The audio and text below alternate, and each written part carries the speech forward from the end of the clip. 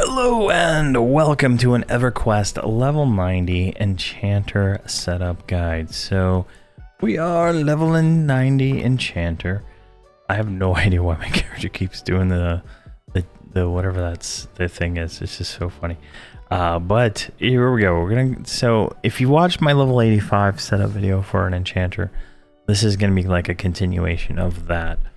And how I set them up in a boxing environment, but you could apply it to a single character environment or a primary enchanter environment, right? I play primary paladin with these guys, but you could do enchanter, druid, enchanter, cleric setup also in like a duo. But yeah, I probably do whatever. But how I have them set up, right? So first is first, I have charm set up. I don't use charm very much, but it's just not a very viable the way I play. But I do have it up just in case like my tank dies and I can't exodus fast enough, right? If I have enough time to charm something, I can charm it, maybe recover. But if my tank dies, you know, that's the only time I would charm.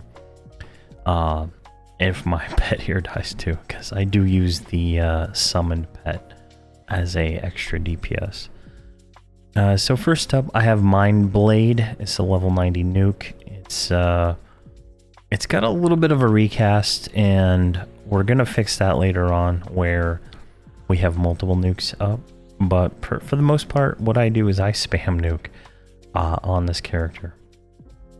It's, you know, it doesn't do a whole lot, but since I'm running 2 twin casts, I get the little bit of extra damage there. Let's see if I can get a critical from it.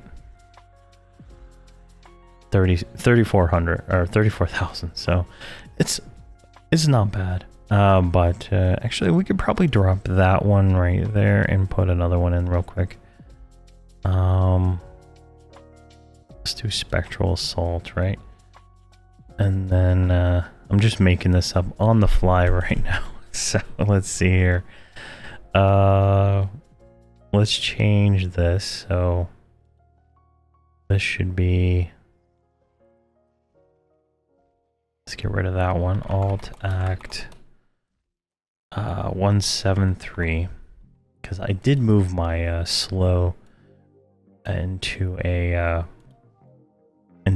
AA slow, so that's one of the things that's changed. So like now we have Mind Blade and Spectral Assault, so we go Mind Blade, then we can go straight into Spectral Assault.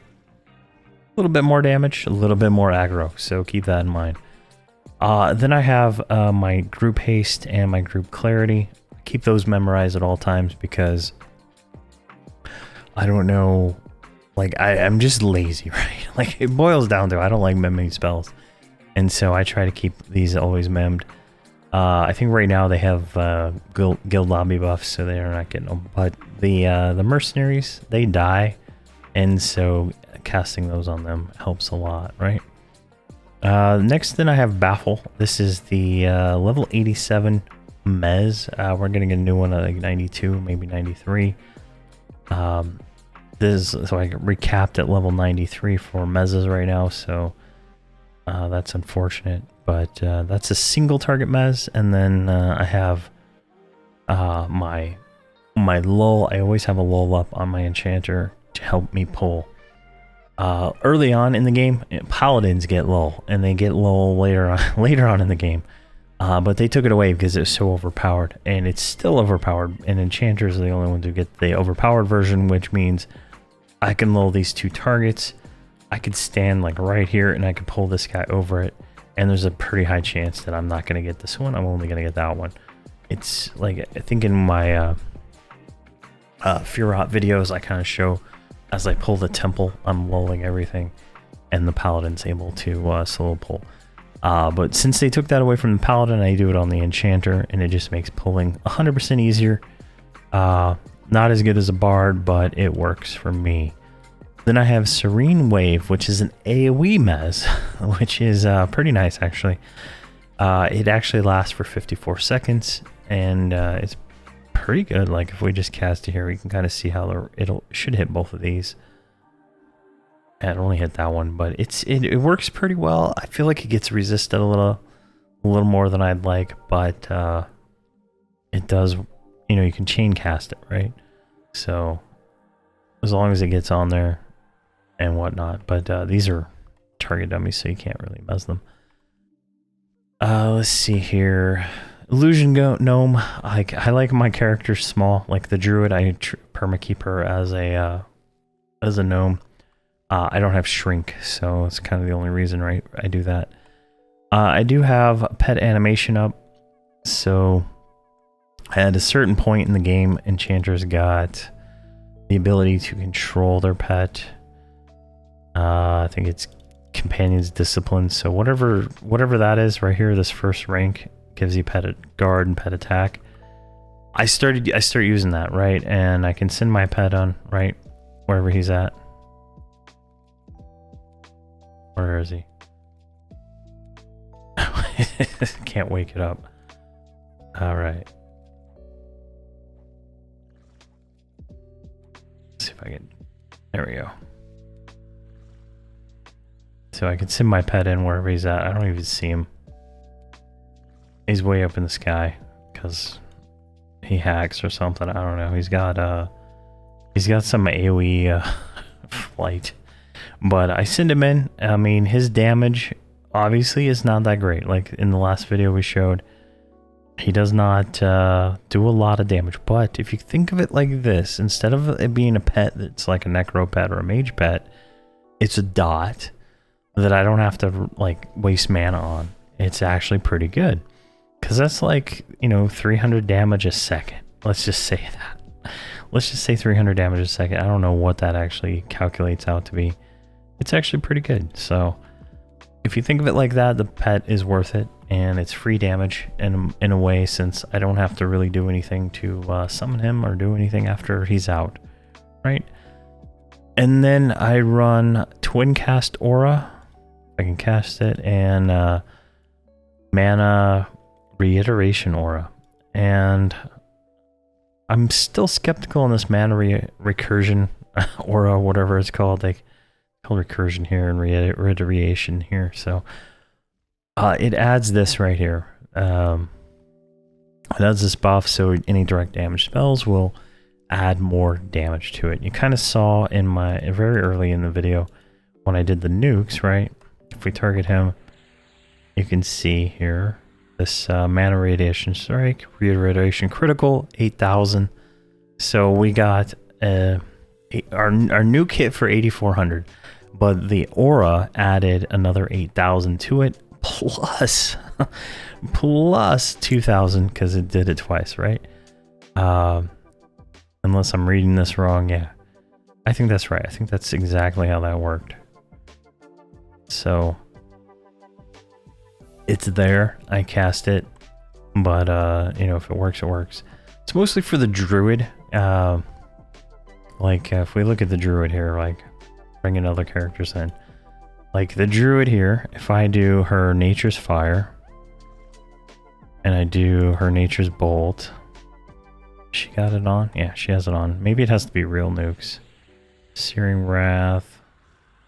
Yeah, so there we go. There's one from Searing Wrath, and then another one from that nuke, and another one from that nuke, right? Like, look how much damage that is. She got a critical on it too. So, where is she? So it's kind of like, I call it ADPS. I think that's the official term people use, is, you know, applied damage, right? Like extra damage that I can provide with this character to other characters, right? And, you know, Enchanter is a support class, right? They support by giving haste, clarity, and these, you know, spell buffs. And it works really good with the druid, because druids have other things that help with that also in a pure caster group. Like if we had a mage, we would be like just absolutely unstoppable, but until we ran out of mana. But that's kind of like how that works there. So those are the spells I use now. It kind of, you know, it is what it is. I plan on changing it up a little bit over time. Like when the paladin gets lull, she'll drop lull, and I'll probably drop the illusion gnome at some point. But you know, it is what it is. So the way my spells work is everything is bound on the 4 key, right? So when if I target this mob, Holder just targeting that mob. So all my attacks are based on X target 4, which I have all my characters set up with this extended target here. So X target 4 is his target, right? The assist, the main assist target. So this, you know, the first thing I do is X target 4, cast 2, pet attack. That just gets me going, right? And the last one here, I got auto inventories, pet attack, and then Eldritch Rune. I believe that's what that was. So if we just start hitting these buttons here, right? Mind Blade, and then should go Mental Coordination, Azure Crystal, Spectral Assault. We're going into the next nuke here, right? And it kind of works backwards, the best I can tell. So like, it's gonna go this way, like 4, and then this way, like a backwards triangle. And so I have nothing up right now. Now Mind Blade's up, so she's just spam nuking. You see how much mana she's wasting. But typically I'm mounted up, right? But she's doing decent damage, right? It's not like the Enchanter damage isn't that much, and it's mostly just she's here for support, like buffs and mezzes and stuff like that. Charm would be good. I'd have to change some things up if I was charming, like let's see here, I'd have to go into Subjugating Aura instead of probably Mana Recursion Aura. You know, less likely for charm to break for anybody, so that would kind of help with the druid if I was charming with her too. But I don't, because it just doesn't make sense to charm inside of a mission. Especially if you like accidentally have one die, right? Like you could fail a mission. There's some weirdness and all that I just don't like messing with. And again, the last mission I was in, the mobs were 93. All of the mobs were 93. I can't charm that. So it's just something that I don't want to depend on. Maybe like open world, you know, farming, maybe it might be better, but the way I'm doing it, it's just not worth my time. And you can kind of see here, we got this mental contortion that is just like a longer casting thing that does damage. But that's kind of like that. My burn buttons, I can't remember what these two are, but I have Spire, I have the Twin Cast Aura in there, and then I have Calculated Insanity, which just gives us more damage.